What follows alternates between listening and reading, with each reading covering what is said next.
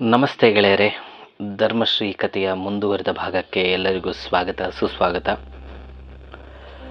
ಎಲ್ಲದಕ್ಕಿಂತ ಮೊದಲಾಗಿ ನಿಮ್ಮಲ್ಲಿ ನನ್ನದೊಂದು ವಿನಂತಿ, ಈ ನನ್ನ ಕತೆ ಹೇಗೆ ಸಾಗ್ತಾ ಇದೆ ಎಂಬುದನ್ನು ನೀವು ನನ್ನ ಜೊತೆಗೆ ಹಂಚಿಕೊಳ್ಳಿ.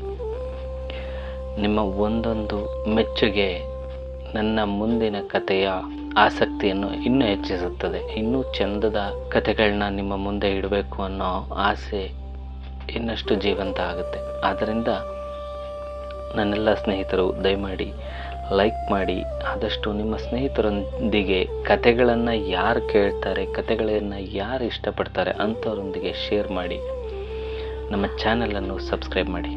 ಬನ್ನಿ, ಹೆಚ್ಚು ತಡ ಮಾಡದೆ ಕಥೆಯ ಮುಂದಕ್ಕೆ ಹೋಗೋಣ.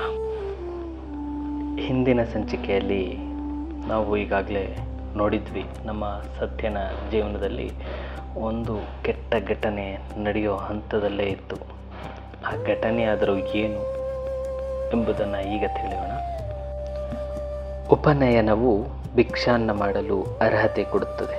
ಉಪನಯನವಾಗದ ಬ್ರಾಹ್ಮಣ ಹುಡುಗರು ಭಿಕ್ಷಾನ್ನ ಮಾಡಬಾರದು. ಅರ್ಧಾಣೆಯ ಜನಿವಾರವೊಂದನ್ನು ಹಾಕಿಕೊಂಡು ನಾನು ಭಿಕ್ಷಾನ್ನ ಮಾಡಿದ್ದೇನೆಂದು ಹಿಂದೆಯೇ ನಿಮಗೆಲ್ಲ ಹೇಳಿದ್ದೇನಲ್ಲ, ಅದು ಹೇಗೋ ಆ ಊರಿನ ಬ್ರಾಹ್ಮಣ ಕೇರಿಯಲ್ಲಿ ಯಾರಿಗೋ ತಿಳಿದಿದೆ. ಮಡಿವಂತರಾದ ಅವರ ದೃಷ್ಟಿಯಲ್ಲಿ ಅದೇನು ಕಡಿಮೆ ಅಪರಾಧವಲ್ಲ. ಒಬ್ಬರಿಂದೊಬ್ಬರಿಗೆ ಈ ಸುದ್ದಿ ಹರಡಿ ಎಲ್ಲರೂ ಈ ಸಂಗತಿಯನ್ನು ಮಾತನಾಡುವವರೇ. ಒಂದು ಮಧ್ಯಾಹ್ನ ಎಂದಿನಂತೆ ನಾನು ಜೋಳಿಗೆ ಟಿಫನ್ ಕ್ಯಾರಿಯರ್ ಹಿಡಿದು ಹೊರಟೆ. 4-5 ಮನೆ ಮುಗಿಸಿ ಮುಂದಿನ ಮನೆಗೆ ಹೋದೆ. ಮನೆಯ ಹೆಂಗಸು ರಾಗವಾದ ಧ್ವನಿಯಲ್ಲಿ ಕೇಳಿದಳು, ಮುಂಜಿಯಾಗದೆ ಭಿಕ್ಷಾನ್ನ ಮಾಡಬಾರದು ಅಂತ ನಿನಗೆ ಗೊತ್ತಿಲ್ವೇನೋ ಹುಡುಗ? ಯಾಕೆ ಹೀಗೆ ಸುಳ್ಳು ಹೇಳ್ಕೊಂಡು ಇದ್ದೀಯಾ? ಆ ಮನೆ ಬಿಟ್ಟು ಮುಂದಿನ ಮನೆಗೆ ಹೋದೆ. ಮನೆಯ ಯಜಮಾನರು ಅಲ್ಲೇ ಕುಳಿತು ಹೇಳಿದರು, ಈ ಚಿಕ್ಕ ವಯಸ್ಸಿಗೆ ಹೀಗೆ ಸುಳ್ಳು ಜನಿವಾರ ಹಾಕ್ಕೊಂಡು ತಿರುಗುವ ನೀನು ಮುಂದೆ ಯಾರಿಗೆ ಏನು ಮಾಡ್ತೀಯೋ ಹುಡುಗ? ಆ ಎಲ್ಲಿಯೂ ಏನೂ ಹಾಕಲಿಲ್ಲ. ಹೊರಗೆ ಬಂದೆ. ಮನೆಯ ಯಜಮಾನರು ಭಿಕ್ಷಾನ್ನದ ಹುಡುಗನಿಗೆ ಎಷ್ಟು ಸೆಡಕು ಎಂದರು. ಮಧ್ಯಾಹ್ನದ ಬಿಸಿಲಿನಲ್ಲಿ ತಲೆಗೆ ತಿರುಗು ಬರುತ್ತಿತ್ತು. ಪಕ್ಕದಲ್ಲಿಯೇ ಇದ್ದ ಪಾಳು ದೇವಸ್ಥಾನದ ಜಗುಲಿಯ ಮೇಲೆ 5 ನಿಮಿಷ ಕೂತು ಸುಧಾರಿಸಿಕೊಂಡೆ. ನನ್ನ ರೂಮಿಗೆ ಬಂದೆ. ಆ ಭಿಕ್ಷದ ಅನ್ನವನ್ನು ತಿನ್ನುವ ಮನಸ್ಸಾಗಲಿಲ್ಲ. ಬೀದಿಯಲ್ಲಿದ್ದ ಒಂದು ನಾಯಿಯನ್ನು ಕರೆದು ಅನ್ನವೆಲ್ಲವನ್ನು ಅದಕ್ಕೆ ಹಾಕಿದೆ. ಹತ್ತಿರ ಇದ್ದ ಚಿಲ್ಲರೆ ದುಡ್ಡು ಕೊಟ್ಟು ಬಸ್ ಸ್ಟ್ಯಾಂಡ್ ಹೋಟೆಲಿಗೆ ಹೋಗಿ ಊಟ ಮಾಡಿದೆ. ಮಧ್ಯಾಹ್ನ ಶಾಲೆಗೆ ಹೋಗಲಿಲ್ಲ. ಮುಂದಿನ ಓದಿನ ಬಗ್ಗೆ ಮನಸ್ಸು ಒಂದು ತೀರ್ಮಾನಕ್ಕೆ ಬಂದಿತ್ತು. ಕೊಠಡಿಗೆ ಬಂದು ಮಲಗಿದೆ. ಎಚ್ಚರವಾದಾಗ ರಾತ್ರಿ 9 ಗಂಟೆ.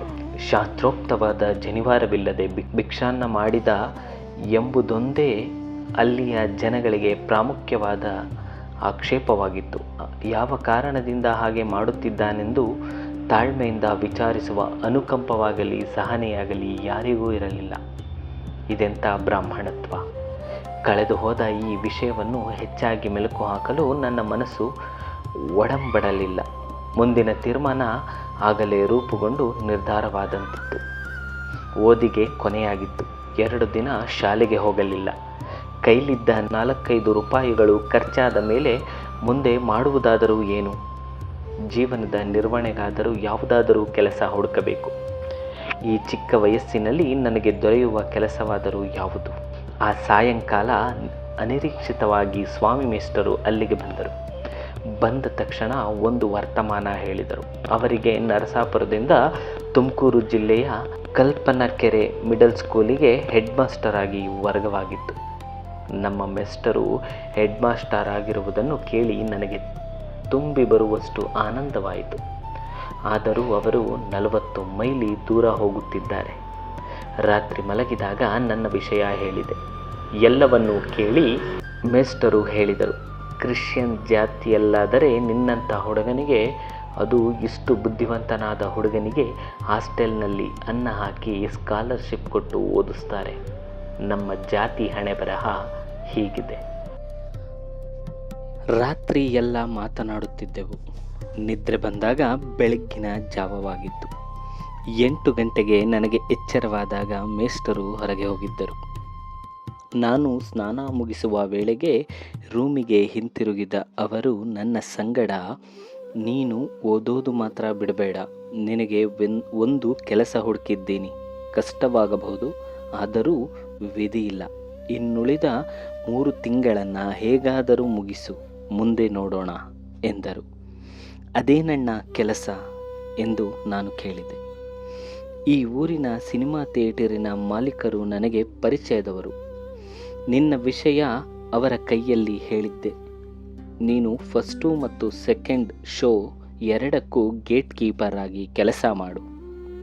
ನನ್ನ ಮಾತಿನ ಮೇಲೆ ನಿನಗೆ ಸ್ವಲ್ಪ ಹೆಚ್ಚಾಗಿಯೇ ಸಂಬಳ ಕೊಡ್ತಾರೆ. ತಿಂಗಳಿಗೆ 20 ರೂಪಾಯಿ ಸಿಕ್ಕುತ್ತೆ, ಜೊತೆಗೆ ಪಾಠದ ಹಣ ಬರುತ್ತೆ. ಸದ್ಯಕ್ಕೆ ಹ್ಯಾಂಗಾದರೂ ಮಾಡು. ವಿದ್ಯಾಭ್ಯಾಸ ಮುಂದುವರಿಸುವುದು ನನ್ನ ಹಣೆಯಲ್ಲಿ ಬರೆದಿತ್ತು. ತಕ್ಷಣವೇ ನನ್ನನ್ನು ಸಿನಿಮಾ ಮಾಲೀಕರ ಹತ್ತಿರ ಕರೆದುಕೊಂಡು ಹೋಗಿ ಮುಖಾಮುಖಿ ಮಾತನಾಡಿಸಿದರು. ಮಧ್ಯಾಹ್ನದ ಮೋಟಾರಿಗೆ ಮೇಸ್ಟರು ಹಿಂತಿರುಗಿದರು. ಬಸ್ ಹೊರಡುವ ಮುನ್ನ ನನ್ನ ತಕ್ಷಣದ ಖರ್ಚಿಗೆಂದು 10 ರೂಪಾಯಿಯನ್ನು ಕೊಟ್ಟು ಹೇಳಿದರು, ನೀನು ಚೆನ್ನಾಗಿ ಓದುವ ವಿಷಯದಲ್ಲಿ ನನಗೆ ಏನೂ ಯೋಚನೆ ಇಲ್ಲ, ಆದರೆ ಸಿನಿಮಾದಲ್ಲಿ ಕೆಲಸ ಮಾಡುವುದು ಕಷ್ಟ. ಇತರ ಕೆಲಸಗಾರರ ಜೊತೆ ಸೇರಬೇಡ. ಹೋಟೆಲ್, ಸಿನಿಮಾ, ನಾಟಕ ಈ 3 ದಾರಿಗಳಲ್ಲಿ ಮನುಷ್ಯ ಕೆಟ್ಟು ಹೋಗೋದು ಹೆಚ್ಚು. ಆಗಾಗ್ಗೆ ಕಾಗದ ಬರಿತಿರು ಎಂದು ಹೇಳಿ ಹೊರಟರು.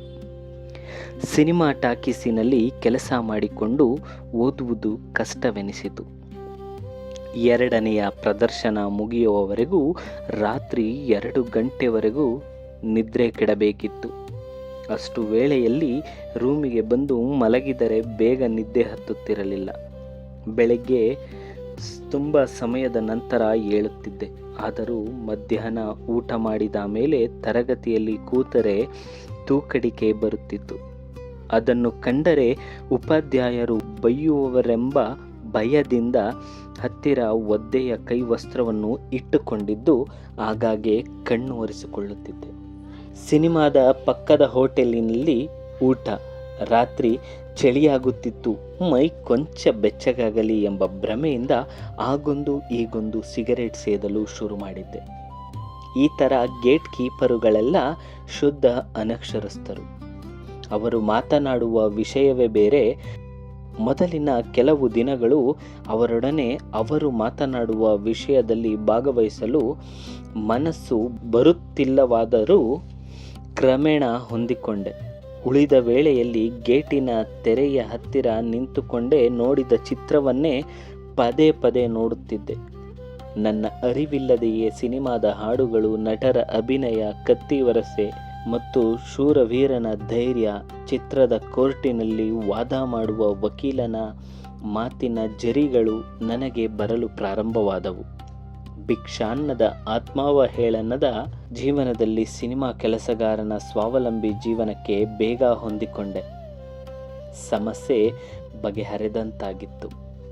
ಆದರೆ ಪ್ರಶಾಂತವಾಗಿದ್ದ ನನ್ನ ಜೀವನದ ಗತಿಯಲ್ಲಿ ಮತ್ತೊಂದು ಅಲೆ ಎದ್ದಿತ್ತು. ಒಂದು ದಿನ ತರಗತಿಯಲ್ಲಿ ಕುಳಿತಿದ್ದೆ. ಶಾಲೆಯ ಜವಾನ ಒಂದು ಚೀಟಿ ತಂದು ಉಪಾಧ್ಯಾಯರ ಕೈಯಲ್ಲಿ ಕೊಟ್ಟ. ಅದನ್ನು ನೋಡಿದ ಉಪಾಧ್ಯಾಯರು, ಸತ್ಯನಾರಾಯಣ, ನೀನು ಹೆಡ್ ಮಾಸ್ಟರನ್ನು ನೋಡಬೇಕಂತೆ, ಹೋಗು ಎಂದರು. ಬಂದ ವಿದ್ಯಾರ್ಥಿಯನ್ನು ಕುಳಿತುಕೋ ಎಂದು ಹೇಳುವ ಪದ್ಧತಿ ಆ ಮುಖ್ಯೋಪಾಧ್ಯಾಯರಲ್ಲಿ ಎಂದೂ ಇರಲಿಲ್ಲ. ಅವರು ಪಕ್ಕಾ ಗಾಂಧಿವಾದಿಗಳಂತೆ.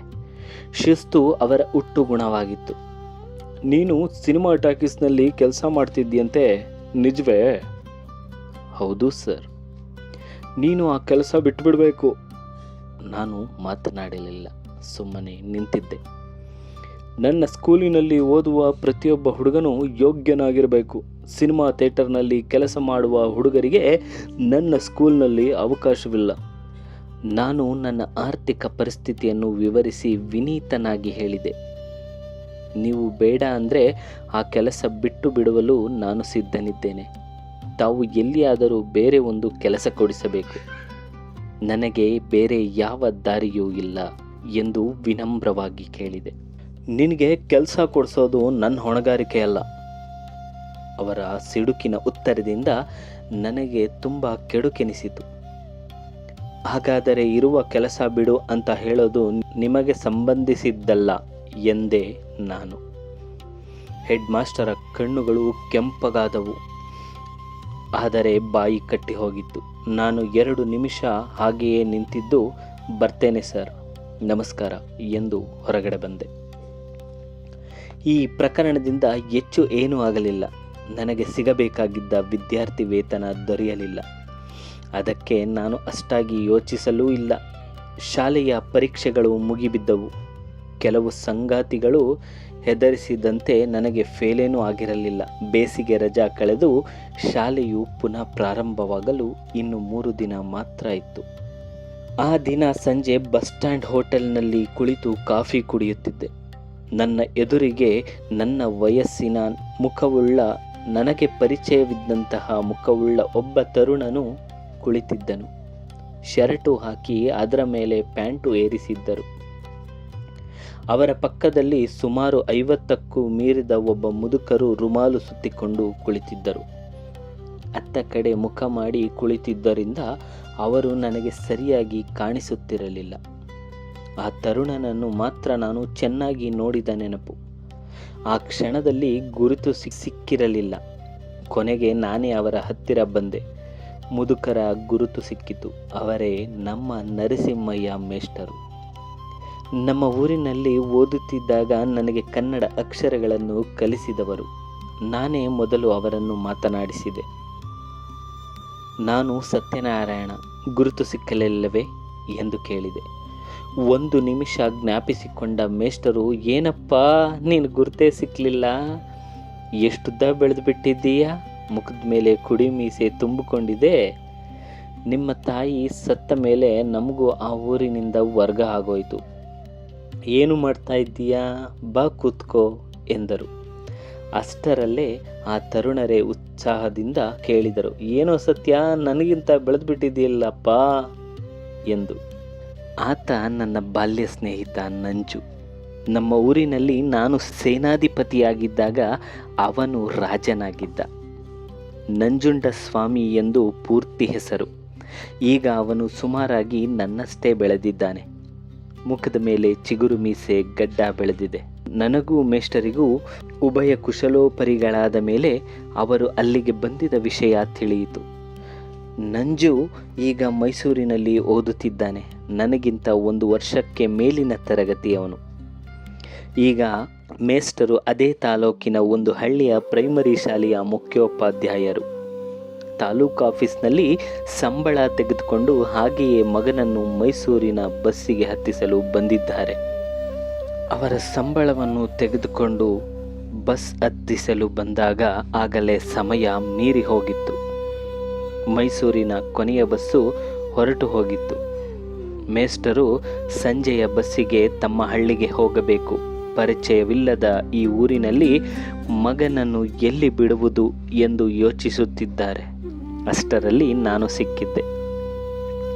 ಅವನು ನಾಳೆಯ ಬಸ್ಸಿಗೆ ಹೋಗುವವರೆಗೆ ನನ್ನ ರೂಮಿನಲ್ಲಿರಲಿ ಎಂದು ಹೇಳಿದೆ. ಅಷ್ಟರಲ್ಲಿ ಅವರ ಹಳ್ಳಿಯ ಬಸ್ ಬಂದುದರಿಂದ ಮೇಷ್ಟರು ಹೊರಟರು. ನಂಜುವಿನ ಸಾಮಾನುಗಳನ್ನು ಇಬ್ಬರು ಹೊತ್ತುಕೊಂಡು ನನ್ನ ರೂಮಿಗೆ ಬಂದೆವು. ನಂಜು ಮತ್ತು ನನ್ನದು ಎಂದೆಂದಿಗೂ ನೆನೆಸಿಕೊಳ್ಳಬೇಕಾದ ಬಾಲ್ಯ ಸ್ನೇಹ. ಅವನಂತಹ ನಿಧಾನ ಬುದ್ಧಿಯ ಸೌಮ್ಯ ಗುಣದ ರಾಜನಿದ್ದರೆ ಎಂತಹ ದುರ್ಬಲ ಸೇನಾಧಿಪತಿಯಾದರೂ ರಾಜನನ್ನು ಮೂಲೆಗುತ್ತಿ ತಾನೇ ಸಿಂಹಾಸನ ಆಕ್ರಮಿಸಿಕೊಳ್ಳಬಲ್ಲ. ಆದರೆ ನಾನೆಂದೂ ಹಾಗೆ ಮಾಡಿರಲಿಲ್ಲ. ನಮ್ಮ ಪಾರ್ಟಿಯ ಸಕಲ ಆಡಳಿತವು ನನ್ನ ಕೈಲಿದ್ದರೂ ಅವನ ರಾಜತ್ವವನ್ನು ನಾನು ಕಡೆಗಣಿಸಿರಲಿಲ್ಲ. ಪ್ರತಿದಿನವೂ ಸಾಯಂಕಾಲ ಕೆರೆಯ ಏರಿಯ ಮೇಲೆ ದೇವಸ್ಥಾನದ ಪೌಳಿಯಲ್ಲಿ ಸೇರುವ ನಮ್ಮ ರಾಜಸಭೆಯಲ್ಲಿ ಅವನನ್ನೇ ಸಿಂಹಾಸನದ ಮೇಲೆ ಕೂರಿಸುತ್ತಿದ್ದೆವು. ಅಂದರೆ ಒಂದು ದೊಡ್ಡ ಕಲ್ಲು, ಹಳ್ಳಿಗಳಲ್ಲಿನ ಒಂದು ದೊಡ್ಡ ಕಲ್ಲು, ಅದೇ ನಮಗೆ ಸಿಂಹಾಸನ ಅವತ್ತಿನ ವೇಳೆಗೆ. ಕ್ಷೇಮವೆನ್ನ ಸಕಲ ಪ್ರಜೆಗಳೇ, ಕ್ಷೇಮವೆನ್ನ ಸಕಲ ಸೈನ್ಯಗಳೇ ಎಂದು ಹೇಳುತ್ತಿದ್ದರು. ನನ್ನನ್ನು ಕಂಡರೆ ಅವನಿಗೆ ಮೊದಲಿನಿಂದಲೂ ಬಹಳ ವಿಶ್ವಾಸ. ಅವನ ಅಮ್ಮ ಮತ್ತು ನನ್ನ ಅಮ್ಮ ಇಬ್ಬರದು ಒಂದೇ ಊರಂತೆ. ಇಬ್ಬರು ಬಾಲ್ಯದ ಗೆಳತಿಯರು. ನಮ್ಮೂರಿನಲ್ಲಿಯೂ ಸದಾ ಅವರಿಬ್ಬರು ಜೊತೆಯಲ್ಲೇ ಇರುತ್ತಿದ್ದರು. ನಮ್ಮದು ಅಕ್ಕಪಕ್ಕದ ಮನೆಗಳು. ಆ ರಾತ್ರಿ ನಾನು ಸಿನಿಮಾ ಟಾಕೀಸಿನ ಕೆಲಸಕ್ಕೆ ಹೋಗಲಿಲ್ಲ. ಇಬ್ಬರು ಮಲಗಿದೆವು. ಇಡೀ ರಾತ್ರಿ ಯಾರೂ ನಿದ್ರೆನೇ ಮಾಡಲಿಲ್ಲ. ಮಾತನಾಡಿದೆವು, ತುಂಬ ಮಾತನಾಡಿದೆವು. ನಾನು ಸೋದರ ಮಾವನ ಊರಿಗೆ ಹೋದ ಮೇಲೆ ಅವನು ರಾಜತ್ವವನ್ನೇ ಬಿಟ್ಟು ಬಿಟ್ಟಿದ್ದನಂತೆ. ಯಾವಾಗಲೂ ನನ್ನನ್ನೇ ನೆನೆಸಿಕೊಳ್ಳುತ್ತಿದ್ದನಂತೆ. ಅರಸೀಕೆರೆ ತಾಲೂಕಿನ ಗಡಸಿಯಲ್ಲಿ ಮಿಡಲ್ ಸ್ಕೂಲ್ ಓದಿಸಿದ ಮೇಲೆ ಹೈಸ್ಕೂಲ್ ಓದಲು ಅವನ ತಂದೆ ಅವನನ್ನು ಮೈಸೂರಿಗೆ ಸೇರಿಸಿದ್ದರು. ನನ್ನ ಎಲ್ಲ ಕಥೆಯನ್ನು ಹೇಳಿದೆ. ರಾಚಮ್ಮನನ್ನು ಬಿಟ್ಟು ಚೆಲುವರಾಯಪಟ್ಟಣಕ್ಕೆ ಬಂದ ಮೇಲೆ ನನ್ನ ಸುಖ ದುಃಖ ಹೇಳಿಕೊಳ್ಳುವಂತಹ ಸ್ನೇಹಿತರು ದೊರೆತದ್ದು ಇದೇ ಮೊದಲು. ನರಸಾಪುರದಲ್ಲಿ ನಾನು ಅನುಭವಿಸಿದ ಭೌತಿಕ ಸ್ವಾತಂತ್ರ್ಯ, ಓದುತ್ತಿದ್ದ ಪುಸ್ತಕಗಳು, ಈ ಊರಿನ ಶಾಲೆಯಲ್ಲಿ, ಅದು ಪ್ರೌಢಶಾಲೆಯಾಗಿದ್ದರೂ ಇದ್ದ ಉಸಿರು ಕಟ್ಟುವ ವಾತಾವರಣ ಎಲ್ಲವನ್ನೂ ಹೇಳಿದೆ. ಭಿಕ್ಷಾನ್ನದ ಪ್ರಕರಣವನ್ನು ಹೇಳಿದೆ. ಈಗ ಸಿನಿಮಾ ಟಾಕೀಸಿನಲ್ಲಿ ಕೆಲಸದಲ್ಲಿರುವುದನ್ನೂ ಹೇಳಿದೆ. ಎಲ್ಲವನ್ನು ಅನುಕಂಪದಿಂದ ಕೇಳಿದ ನಂತರ ನಂಜು ಹಾಸಿಗೆಯ ಮೇಲೆ ಎದ್ದು ಕುಳಿತು ಹೇಳಿದ, ನನಗೆ ಒಂದು ಯೋಚನೆ ಬರುತ್ತೆ. ನೀನು ಯಾಕೆ ಹಾಗೆ ಮಾಡಬಾರ್ದು? ಏನು ಎಂದು ನಾನು ಕೇಳಿದೆ. ಮೈಸೂರಿನಲ್ಲಿ ನಾನು ಹೇಗೋ ರೂಮ್ ಮಾಡ್ಕೊಂಡಿದ್ದೀನಿ. ಮೈಸೂರಿಗೆ ನೀನು ಬಂದುಬಿಡು. ನಾನೇನೋ ನನ್ನ ಒಬ್ಬ ನೆಂಟರ ಮನೆಯಲ್ಲಿ ಊಟ ಮಾಡ್ತಾ ಇದ್ದೀನಿ. ನೀನು ಮೈಸೂರು ಅನಾಥಾಲಯದಲ್ಲಿ ಪ್ರಯತ್ನ ಪಟ್ಟರೆ ಊಟಕ್ಕೆ ಅನುಕೂಲವಾಗುತ್ತದೆ. ನಿನ್ನಂತಹ ಮೆರಿಟ್ ಇರುವ ಹುಡುಗನಿಗೆ ಅಲ್ಲಿ ಖಂಡಿತ ಸಹಾಯ ಸಿಕ್ಕುತ್ತದೆ. ಅಲ್ಲದೆ ಪ್ರೈವೇಟ್ ಪಾಠ ಹೇಳೋದ್ರಿಂದ ಇತರೆ ಖರ್ಚಿಗೂ ಸಂಪಾದಿಸಿಕೊಳ್ಳಬಹುದು. ಅವನ ಯೋಚನೆ ಸುಂದರವಾಗಿತ್ತು, ನನಗೂ ಆಕರ್ಷಕವಾಗಿತ್ತು. ಆದರೆ ಸಹಾಯಕ್ಕೆ ಆಧಾರವಾಗಿ ನಿಲ್ಲಲು ಯಾರೂ ಇಲ್ಲದುದರಿಂದ ನನ್ನಂತಹವನು ಇರುವ ಊರನ್ನು ಬಿಟ್ಟು ಮೈಸೂರಿನಂತಹ ನಗರಕ್ಕೆ ಹೋಗುವುದು ಅಷ್ಟು ಸುಲಭವೇ? ನನ್ನ ಅನುಮಾನವನ್ನು ಬಗೆಹರಿಸುತ್ತಾ ನಂಜು, ನೀನು ಖಂಡಿತ ಯೋಚನೆ ಮಾಡಬೇಡವೋ, ಎಲ್ಲ ಅನುಕೂಲವಾಗುತ್ತೆ. ನಾನು ಓದುತ್ತಾ ಇರೋ ಶಾರದಾ ವಿಲಾಸ ಹೈಸ್ಕೂಲಿಗೆ ಸೇರು. ಅಲ್ಲಿ ಒಳ್ಳೆಯ ಲೈಬ್ರರಿ ಇದೆ. ನಿನಗೆ ಬೇಕಾದಷ್ಟು ಪುಸ್ತಕ ಕೊಡ್ತಾರೆ. ಅಲ್ಲಿರೋ ಮೇಸ್ಟ್ರುಗಳೆಲ್ಲ ತುಂಬ ಒಳ್ಳೆಯವರು. ನಿನ್ನಂಥ ಹುಡುಗ ಸಿಕ್ಕಿದ್ರೆ ಅವರು ಬೇಕಾದ ಮಾಡ್ತಾರೆ ಅಂತ ಅಂದ. ಅವನ ಮಾತುಗಳಿಂದ ನನ್ನಲ್ಲಿ ಉತ್ಸಾಹ ಮೂಡಿತು. ಹೊಸ ಊರಿಗೆ ಹೋದ ಮೇಲೆ ಎಲ್ಲ ಸೌಕರ್ಯಗಳು ತಾನಾಗಿಯೇ ಆಗುತ್ತದೆ. ಅಲ್ಲಿ ಕಷ್ಟವಾದರೂ ಚಿಂತೆ ಇಲ್ಲ. ಇದುವರೆಗಿನ ಜೀವನದಲ್ಲಿ ನಾನು ಅನುಭವಿಸಿದ ಕಷ್ಟವಾದರೂ ಯಾವುದು?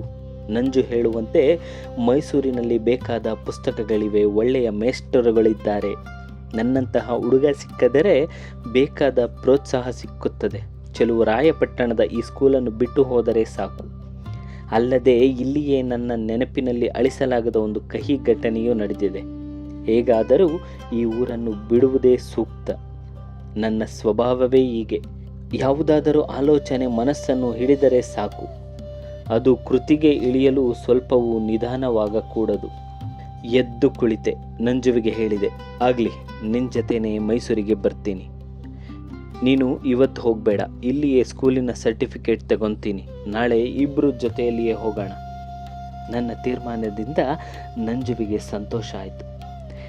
ಹೆಚ್ಚು ತರಲೆ ಮಾಡೋದೇ ಹೆಡ್ ಮಾಸ್ಟರು ನನ್ನ ಟ್ರಾನ್ಸ್ಫರ್ ಸರ್ಟಿಫಿಕೇಟನ್ನು ಕೊಟ್ಟರು. ಆದರೆ ನಿನಗೆ ಒಳ್ಳೆಯದಾಗಲಿ, ನೀನು ಹೋಗೋದ್ರಿಂದ ನಮ್ಮ ಸ್ಕೂಲಿಗೆ ಕ್ಷೇಮ ಎಂದರು. ಸರ್ಟಿಫಿಕೇಟನ್ನು ಕೈಗೆ ತೆಗೆದುಕೊಂಡಾದ ಮೇಲೆ ನಿಮ್ಮ ಸ್ಕೂಲನ್ನು ಬಿಟ್ಟು ಹೋಗುವುದು ನನಗೂ ಕ್ಷೇಮ ಎಂದು ಹೇಳಿ ಒಂದೇ ಸಮನೆ ಹೊರಗೆ ಬಂದೆ. ನಾನು ಆ ಊರನ್ನು ಬಿಡುವುದನ್ನು ಕೇಳಿ ಸಿನಿಮಾ ಮಾಲೀಕರಿಗೆ ಕೊಂಚ ಕೆಡುಕೆನಿಸಿತು. ನಾನು ಅವರ ನಂಬಿಕೆಯ ಕೆಲಸಗಾರನಾಗಿದ್ದೆ. ಅಲ್ಲದೆ ಇತ್ತೀಚೆಗೆ ಅವರ ಲೆಕ್ಕಪತ್ರಗಳನ್ನು ಬರೆದು ಕೊಡುತ್ತಿದ್ದೆ. ಆದರೂ ನನ್ನ ಇಂದಿನ ತಿಂಗಳ ಸಂಬಳ ಕೊಟ್ಟು ಕಳುಹಿಸಿದ್ದರು. ಇನ್ನು ಮುಂದೆ ಸತ್ಯನಾರಾಯಣನ ಜೀವನ ಹೇಗಿರುತ್ತೆ? ಮೈಸೂರಿನ ಜೀವನ ಶೈಲಿಗೆ ಅವನು ಹೋಗ್ತಾನ?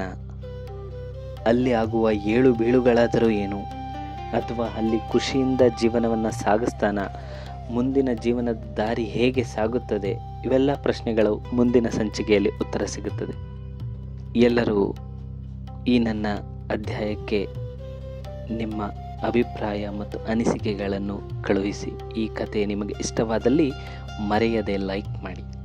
ಕನ್ನಡದ ಕತೆಗಳನ್ನು ಆದಷ್ಟು ಬೆಳೆಸೋಣ. ನಿಮ್ಮ ಕತೆ ಕೇಳುವ ನಿಮ್ಮ ಸ್ನೇಹಿತರುಗಳಿಗೆ ಈ ಕಥೆಯನ್ನು ಶೇರ್ ಮಾಡಿ.